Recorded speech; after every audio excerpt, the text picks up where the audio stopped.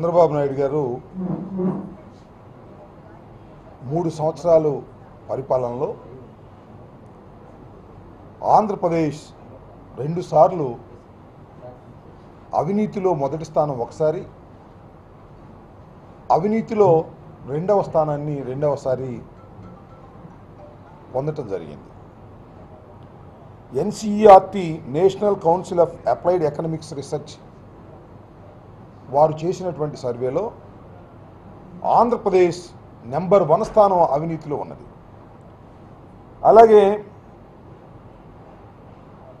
Corruption study 1970లో చేసినప్పుడు ఆంధ్రప్రదేశ్ ద్వితీయ స్థానాన్ని పొందింది. అంటే భారతదేశంలో ఉన్న రాష్ట్రాల్లో అత్యంత అవినీతికరమైనటువంటి రాష్ట్రం ఏదైనా ఉన్నది అంటే అది ఆంధ్రప్రదేశ్ అనేటువంటి భావన దేశవ్యాప్తంగాను ప్రపంచవ్యాప్తంగాను కలిగేటువంటి పరిస్థితులు ఈ ఆంధ్ర రాష్ట్రంలో ఏర్పడ్డాయి. భారతదేశానికి స్వాతంత్రం వచ్చిన దగ్గర నుంచి మనం చూస్తున్నాం, కరప్షన్ లేదని మనం అనలేం. వివిధ దశల్లో కరప్షన్ ఉంటుంది. కానీ భారతదేశానికి స్వాతంత్రం వచ్చిన తర్వాత చంద్రబాబు నాయుడు గారు పరిపాలన చేసినటువంటి ఈ 3 సంవత్సరాల పరిపాలనలో భయంకరమైనటువంటి కరప్షన్ అన్ని దిశలా వ్యాపించి ఉన్నది. నేను చంద్రబాబు నాయుడు గారు కలెక్టర్ల సమావేశంలో మాట్లాడుతూ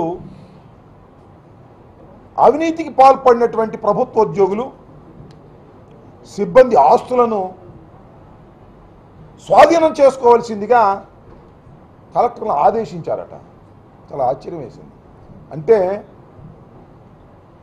ఈ రాష్ట్రంలో అవినీతికి పాల్పడుతున్నది అధికారులు మాత్రమే, ఇక్కడ వాళ్ళందరూ బ్రహ్మాండంగా ఉన్నారనేటువంటి ఒక భావన కల్పించడానికి చంద్రబాబు నాయుడు గారు ప్రయత్నం చేస్తున్నారు. నేను మనవి చేస్తున్నాను, ఈ 3 సంవత్సరాల కాలంలో ఇంత విపరీతంగా అవినీతి ఆంధ్ర రాష్ట్రంలో పెరిగిపోవడానికి కారణం ఏదైనా ఉన్నది అంటే అది సాక్షాత్తు నారా చంద్రబాబు నాయుడు గారు తప్ప మరొకరు కాదని మనవి చేస్తున్నాం. ఎందుకంటే బిల్ నాడెన్ గారు ఉగ్రవాదాన్ని అణిచివేయాలని మాట్లాడితే ఎలా ఉంటుందో చంద్రబాబు నాయుడు గారు అవినీతి గురించి మాట్లాడితే అలా ఉంటుంది. ఎందుకంటే ఈ ఆంధ్ర రాష్ట్రంలో అవినీతి విచ్చలవిడిగా జరగడానికి కారణభూతుడు నారా చంద్రబాబు నాయుడు గారని చెప్పక తప్ప. నేను అంటున్నా, ఇవాళ రాజకీయ అవినీతి ఎంత భయంకరంగా పెరిగిపోయింది. శాసనసభ్యులు, ఎమ్మెల్యేలు, శాసనసభ్యులు తమ నియోజకవర్గాల్లో విపరీతంగా అవినీతికి పాల్పడుతున్నారు. చివరికి వృద్ధాప్య పెన్షన్ 1000 రూపాయలు ఇవ్వాలంటే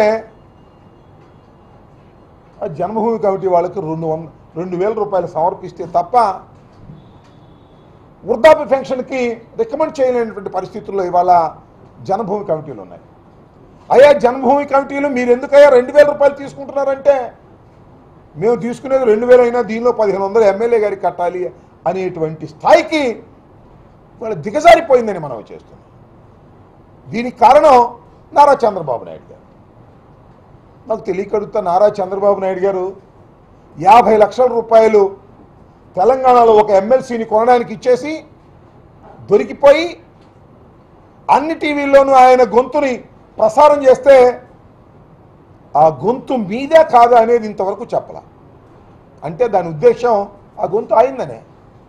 ఆయనే ఇంత బహిరంగంగా అవినీతికి పాల్పడుతున్నప్పుడు ఇంక మేమెందుకు చేయకూడదు అనేటువంటి భావనలో రాష్ట్రంలో ఉన్నటువంటి అందరూ తయారైపోయారు.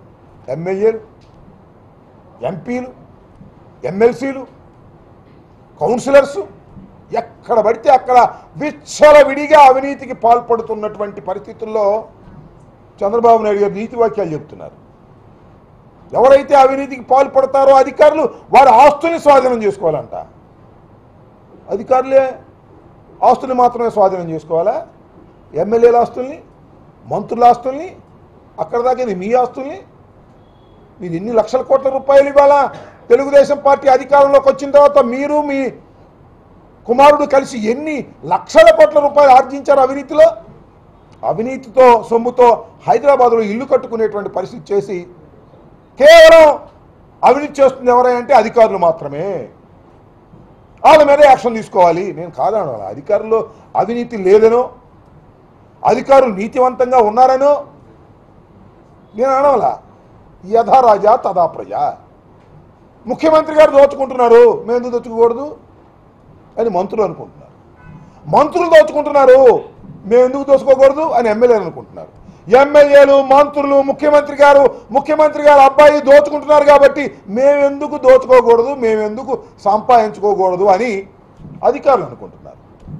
అయ్యా నువ్వు ఆపి నీ ఆస్తులన్నీ కూడా స్వాధీనం చేస్తే, నువ్వు ఆపి నీ ఆస్తులన్నీ స్వాధీనం చేస్తే నీ మంత్రుల యొక్క ఎమ్మెల్యేలు వాళ్ళు కూడా ఆపుతారు. మీరెవ్వరూ ఆపుకోకుండా జవానులు ఆపండి, సిబ్బందిని ఆపండి, అధికారులను ఆపండి అంటే ఆపుతారా అని అడుగుతా ఉన్నా. మీరు ఆదర్శవంతమైనటువంటి పద్ధతుల్లో ప్రవర్తించిన రోజున మాత్రమే ఈ రాష్ట్రంలో అవినీతి ఆగుతుంది, కొంతమేరకు తగ్గుతుంది. కానీ చంద్రబాబు నాయుడు గారు చెప్పేవి శ్రీరంగ నీతులు, చేసేవి మాత్రం అవేవో చేస్తూ ఉంటారు. కాబట్టి నేను మనవి చేసేది ఏమిటంటే ఈ రాష్ట్రంలో అవినీతి విచ్చలవిడిగా పెరిగిపోవడానికి నారా చంద్రబాబు నాయుడు గారే ప్రధానమైనటువంటి కారకులు. ఆయన ఇవాళ బ్రహ్మాండమైనటువంటి మాటలు చెప్తూ ఉన్నారు. నేను అడుగుతా ఉన్నా, ఎక్కడ దోచుకోలేదు మీరు? పోలవరంలో దోచుకున్నారు, పుష్కరాల్లో దోచుకున్నారు, రాజధాని నిర్మాణంలో దోచుకునేటువంటి ప్రయత్నం చేస్తున్నారు. ఎలా ఉందంటే మీ పరిస్థితి, మీరు సంపాదించండి మాకు కూడా సంపాదించి పెట్టండి అని అధికారుల దగ్గరికి వెళ్ళి మాట్లాడుతున్నారు ఎమ్మెల్యేలు. వీరెవరిని కంట్రోల్ చేయకోకుండా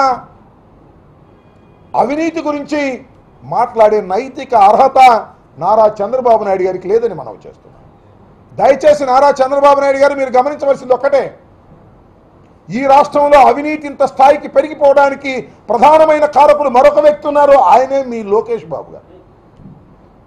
చంద్రబాబు నాయుడు గారి కుమారుడైనటువంటి లోకేష్ బాబు గారిని మంత్రివర్గంలోకి తీసుకొచ్చి ఆయన మంత్రివర్గంలో రాజ్యాంగ శక్తిగా తయారు చేసి ఆయన దగ్గర అకౌంట్స్ అన్ని నడుపుతా ఉన్నారు. ఇవాళ అవినీతి జరుగుతున్న దానికి కేంద్ర బిందువు ఇవాళ నారా లోకేష్ బాబు గారు. ఏదైనా సరే చంద్రబాబు నాయుడు గారితో పని కావాలి అంటే నారా లోకేష్ బాబు గారి దగ్గరికి వెళ్ళాలి, ఆయనతో ఒడంబడిక చేసుకోవాలి, ఆయనకి సూట్ కేసు ఇవ్వాలి, క్యాష్ కొట్టాలి, అప్పుడు మాత్రమే పనులు జరుగుతాయి.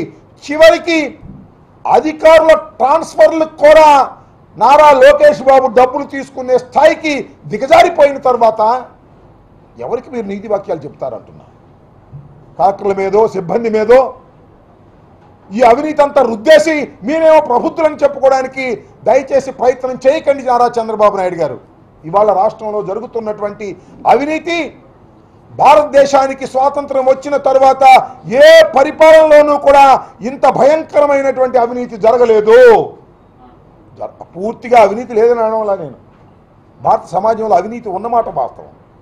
కానీ ఇంత విచ్చలవిడిగా ఇంత బహిరంగంగా అవినీతి జరుగుతున్నా కూడా కళ్ళు అప్పజెప్పుకొని చంద్రబాబు నాయుడు గారు చూస్తున్నారంటే ఆయనే అవినీతి పరుడుగా తయారయ్యాడు కాబట్టి ఈ రకమైనటువంటి పరిపాలన జరుగుతూ ఉన్నది.